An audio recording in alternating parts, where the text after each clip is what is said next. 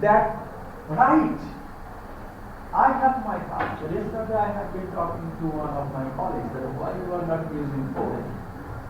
He said that it is Western dress, I will not be using that. So I said that okay, put off your pants and wear lungi. Lungi is our culture.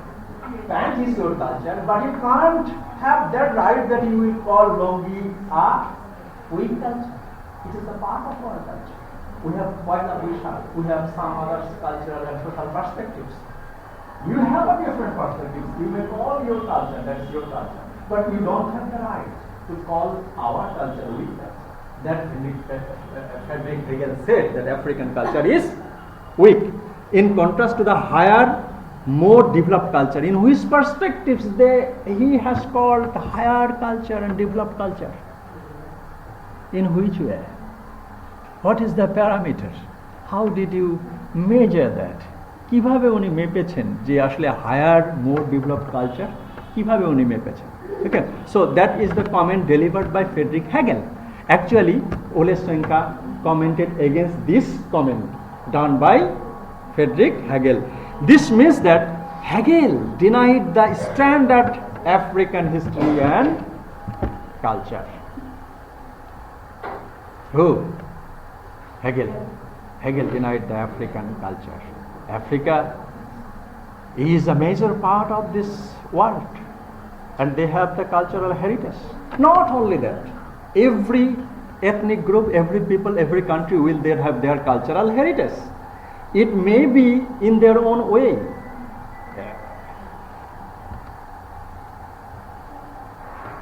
It may be in their own way, but we have not, you don't have the right to call any culture weak, and you don't have, as well as don't have the right to call your culture great and developed culture. That Friedrich Hegel said. Okay, and this is about Hegel's German philosopher. Next time, Canadian anthropologist James Sneed, actually the pronunciation is James Sneed, Development of Anthropology, California State University, North Bridge. Attacking Hegel points out that, so Hegel said that, and that point was criticized by this man, that is Canadian anthropologist James Sneed. James Sneed. He points out that the fact of late 20th century European culture is not its ongoing reconciliation with the black culture. He said actually the European culture is not their ethnic culture. They say, who say? That means Sneed. Sneed said that the European people, they have their culture, but that culture was derived from the previous black people. Why? In which way?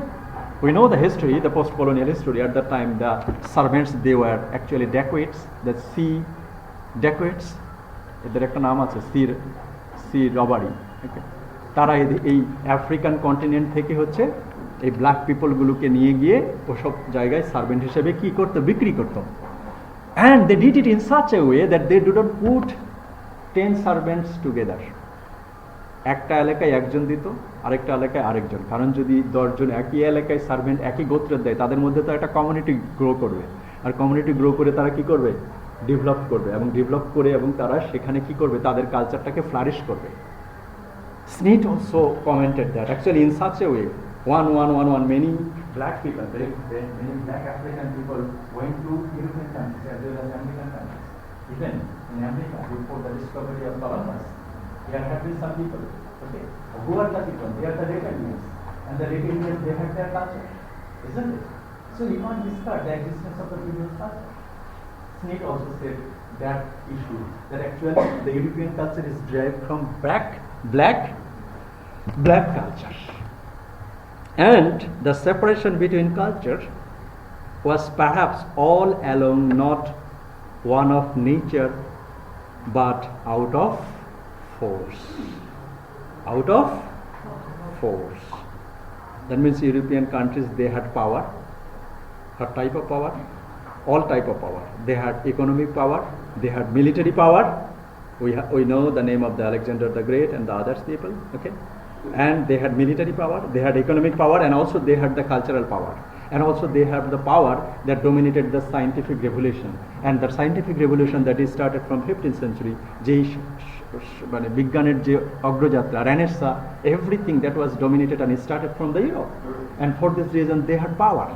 And for the power of their economy, for the power of their military, and accompanied by their power of their knowledge, actually the scientific invention, train, motor type, electric light, everything the European country invented. So they had the all kind of power. And for this reason, you have the power, and with your power, you can't say other culture weak. And that was described by Smith. Smith said that yes, you have power, so what you are speaking that our culture is weak, African culture is weak, it is not the matter of the cultural judgment, it is the judgment of the flourishment of your power or force. তুমি পারো না, আমার force আছে, আমি যা বলবো সেটাই তোমাকে কি করতে হবে, মানতে হবে. So that is the comparative literature actually plays the position. And that the picture of comparative literature studies changes according to the places where it is taking place. So through the history we have got several perspectives. We have got perspectives of India, Ole Soyinka, Homike Bhabha. We have also got the perspectives of Nigerian writer Ole Soyinka. Okay. So comparative literature will have the perspective. What comparative literature will do and which way it will be comparing, that will be dependent on the specific place and time when you are comparing and what you are comparing, and in which country you are sitting and staying and you are comparing the literature. So that would be depending on its taking place. African, Indian and Caribbean critics have challenged the refusal of the Western literary criticism to accept the implication of the literary and the cultural policy. What is the policy? Literary and the cultural policy. In the literary policy, that means the Eurocentric literature. The literature policy, that means the Euro literature, they call that their literature is great. Okay, and the other literature is called minor. Okay, so the cultural existence and also the other thing relating to and the cultural policy according to the Hegel, that is African culture is weak, it means that their culture is great. Okay, so that perspectives actually challenged by Asian, African and Canadian or Caribbean literary critics. Okay. If comparative literature would not start its journey, then we can have such kinds of perspectives of comparison of culture, comparison of norms, comparison of social values, and including comparison of culture. Okay, so through the window we can compare so many perspectives in comparative literature. Also, all British and the Europe, they are not all rigid. There are some liberal thinkers, is it? One of them is Terry Eagleton.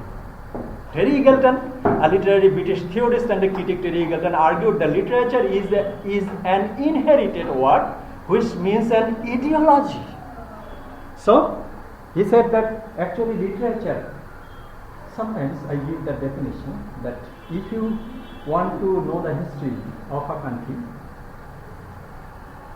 or if you want to know the history of a specific century or time, then you have to study the literature produced in that country or produced in that time. Why? Suppose Samsung produces TV, refrigerator, so many things are there. If you visit a Samsung showroom, where you will see all product of Samsung, isn't it? Just like that, literature is the showroom of a country or of a specific period. Okay. So if you study the literature of a specific country, then you can understand their culture and their literature.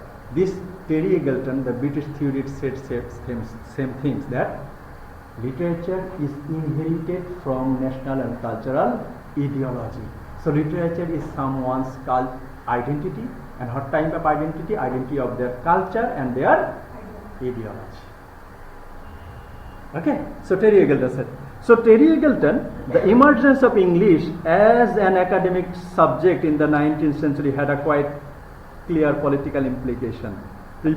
Previously, Smith said that it is a matter of, Smith said it is a matter of force. And next time here, this British theorist Terry Galton said, actually